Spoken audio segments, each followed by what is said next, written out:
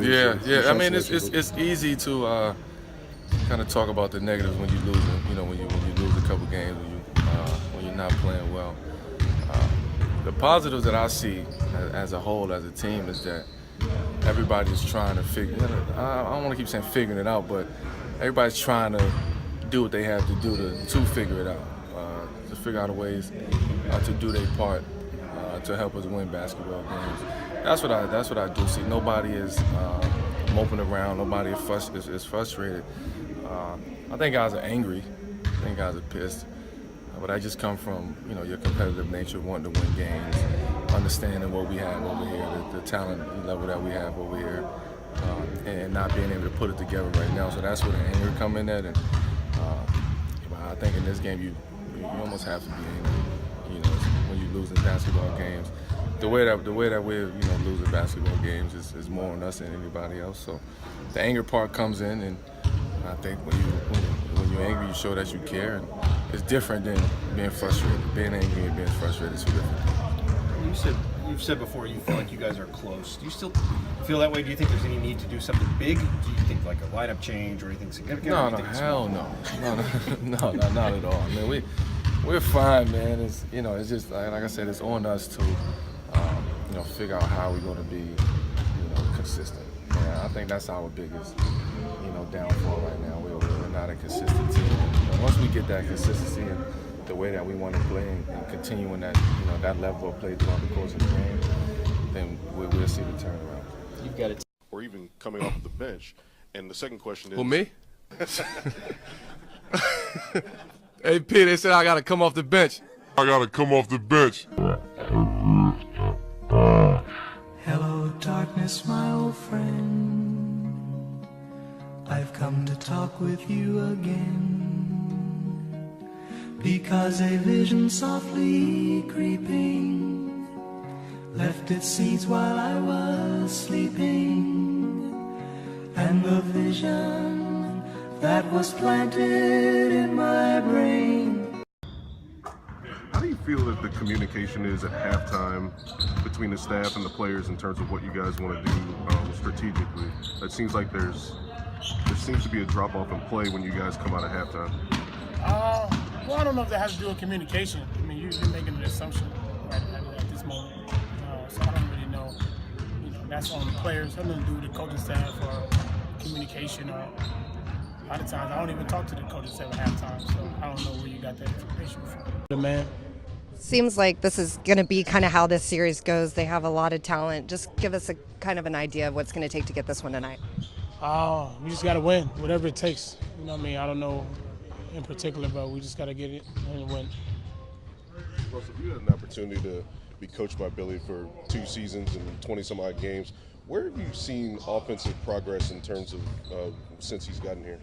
We're just finding different things, finding different options, using what we have and trying to use it to our advantage. Sometimes, looking back on it, we understand why we didn't do a couple things right in a couple positions, which we wish we would have got them back. But I mean, that's the most I could tell you, honestly.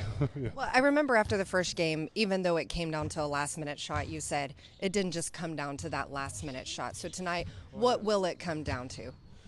Well, it's just all the positions in between. Yeah. Again, with those last-second shots, like it's because you don't have another position to make up for it. That's why it's whatever. But all the other positions, they hold equal amount of value in terms of the outcome of the game. So as long as we just try and we're going to give full effort, obviously, but like just being disciplined, that'll probably what it come down to. Discipline and staying in the play. It's a good offensive rebounding team. So. Where have you found success already against them? You're averaging almost 19 and 11. Where do you think this has been a good matchup for you? I don't know. Who's 19 and 11? What's You that? are. You're averaging that in the first 2 games. Oh, okay. So you've played well against them. I guess so. I mean, that doesn't really... it's not my job, so it's just like, oh, that's cream on the crop, you know what I mean? Cream on the top, so...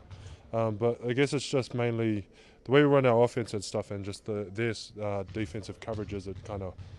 I don't know, I guess we could kind of exploit some of the windows that they're presenting us, So I guess it's probably more that yeah. You're getting to take advantage of that. Yeah, pretty much. It's just our system basketball really, and just kind of not me personally. I'm not going out of my way and doing anything extra. It's just within the system. That's what I mean. It's our system versus their system, and we managed to find the open pockets.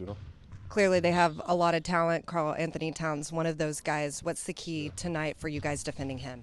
What's our key? Well, it's just like a team. It's just a team thing.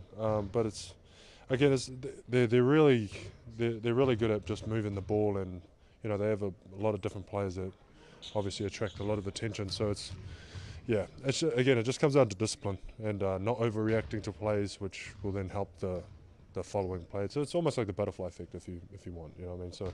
So we just stay disciplined, stay solid, and then it's good. You know what I mean? I mean, obviously he's going to score, but like if we make him score most of his stuff like where we want him to score, then it'll work in our favor. Yeah, because you have to account for Andrew Wiggins, Jimmy Butler. This team is a very different team this year. Yeah, 100%. And just even their point guard, so Jeff Teague, or even the other point guard, Jones, he might be starting tonight. They both facilitate very well. They're very disciplined in running their stuff. And that's that. I mean, any guards that do that, it's tough to go against. Steven, I know this sounds kind of a generic question, but after the last couple of games, I feel like the last couple of days, you guys are wanting to dig deep. I don't know, find out what you all can do individually to help out the team and get a win here tonight. Yeah. I mean, that's not a new thing. We've been doing that every single time. Even on wins, you do that. I mean, you're required to do that because again, it's about the bigger picture. But like you are right. Like dig it deep and see what you could do extra, but you don't want to overreact as well. As in like skip over or like change things that much. It's just like adding stuff constantly. That's all you could really do. Yeah, and have patience. Pretty much patience, and like it sucks because you require patience, but again, basketball, we're very impatient. So it's very difficult. I always said it's a virtue I don't have. It's 100%. None of us have it, because we want it now. So yeah, it's very tough. All right, good luck tonight against a very good division opponent. Thanks, Steven. We appreciate it. That's Steven Adams. I'm Melissa McCaslin. This is Thunder Basketball. Tomorrow we gotta step it back up. We just failed in a lot of areas against Brooklyn. What kind of things do you do in practice to improve the rebound? We do our drills and we finish them all off with walkouts and rebounds.